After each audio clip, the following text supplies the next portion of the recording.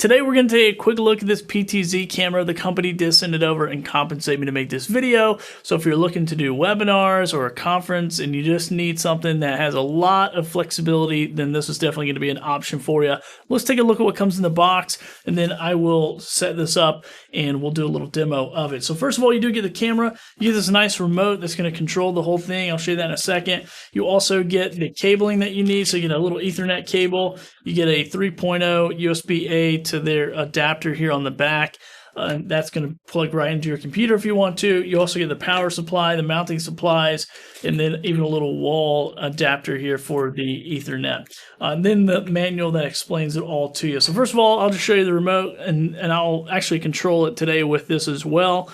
Very nice little setup here. So it does have focus, zoom, auto or manual focus, as you can see in that little box. This is how you're going to turn the camera and tilt the camera. So this is pan and this is tilt. Then obviously that's zoom there, which makes it PTZ. So pan, tilt, zoom. And then here's what the camera actually looks like. Very nice HD. So this is going to do 1080p, 60 frames for live streaming, video conferencing, church events, all that fun stuff. Now, as far as the video outputs, you get a lot of options here. So you can do SDI, you can do HDMI, you can do PoE, and that's it can be full NDI. So once you get this into your system network, you can bring it in as an NDI source. USB 3.0, which is probably how I'm going to hook it up. And then you also have the Ethernet here as well. So you have the RS422 plus the RS232, and then that's just the power supply there. Now you can also mount this. You can either set it on the table or you can mount it on a tripod, which is I've mounted this on a tripod. And very nice little setup, works great, easy to operate. So let's go over and take a look at some of the footage that I was able to capture with this. Okay, so I have the camera set up. Now this is going into my USB hub via USB 3.0 with a blue cable that's included. Very easy to set up. My software recognized it immediately. And also my software recognized it as a PTZ camera. So it gave me the ability to have full control with the PTZ controllers inside of my software, which I thought was pretty neat. And then also it does have the remote, which I showed you already. And this is how I'm going to control it in this video. But if you do have software, video software that gives you the PTZ controls, then that can definitely be an option for you. But I'm going to be using the remote today. So just to show you, first of all, that you can do PTZ. So you can tilt it here, then you can pan. So I'll show you a pan in just a second. So you pan this way, pan back, and you can see it's got a lot of room here. Now it is set up to autofocus, so you just saw the focus. I kind of do a little focus, breathe, and focus. Then I can zoom it in as well, which this zoom is pretty impressive. So it's on autofocus, which I could change it to manual focus, but it does a pretty good job at autofocusing, especially if you just give it a second and let it start focusing. You can see it's zooming in pretty far. Now I'm about 5 feet in front of me is where the tripod is, and about 2 feet up or so is where the camera lens is, just to give you a little perspective. I'm in a pretty small room, but if I had this in a big auditorium or something like that, I could get some really interesting shots with it for sure.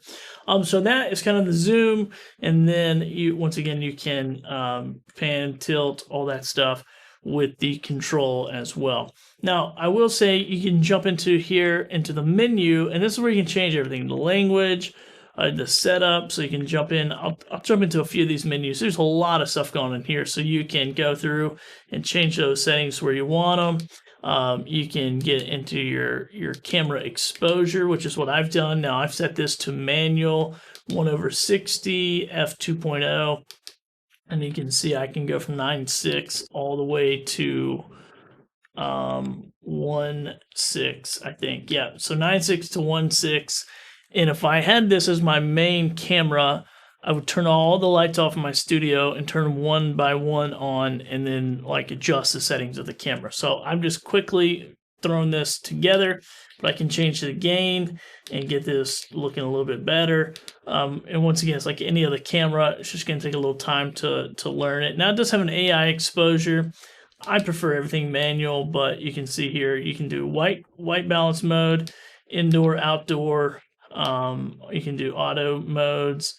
You can jump into manual and figure that out as well. Let's just jump in. We'll just change it to one of these. Okay, we'll just do auto white balance. Image, brightness, contrast. One thing I do want to show you is the flip. So I do like you can flip it horizontal. You can also flip it vertical. Then you do have a night mode. So it's kind of like a black and white night mode, which is pretty neat. And then you do have some gamma options as well. So you got a few different gamma options, and then a de-zoom on and off. So let's see, focus. You can do auto or manual, but you can also do auto and manual right here with the red auto and then blue manual mode. But you can set up your autofocus zone, so you can say it's the top, say it's the center, or the bottom, or all.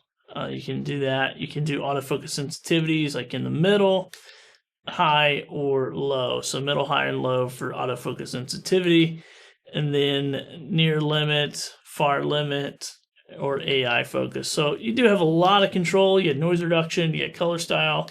So you can see that, right out of the box, you have just all kinds of different options. Now, obviously, it's going to change colors, and it's on the auto white balance. So that's what you're seeing there. If you don't want that to happen, you would just turn off auto white balance, and then it would stay the same, which this is on all cameras. The reason why I don't like auto white balance is because it will change like this. But so far, pretty impressed. I did connect this with HDMI as well. So I went HDMI into a capture card, right into my computer, no problem.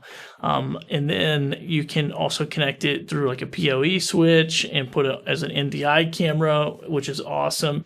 I did not do that because I didn't have a switch with me, but so far impressed that you can just plug it in with the USB cable and you can have it right into your software and use it for a live stream camera, conference camera, basically any kind, fancy webcam if you want to, but high quality, very good build, easy to set up, easy to use. Hope this video helps.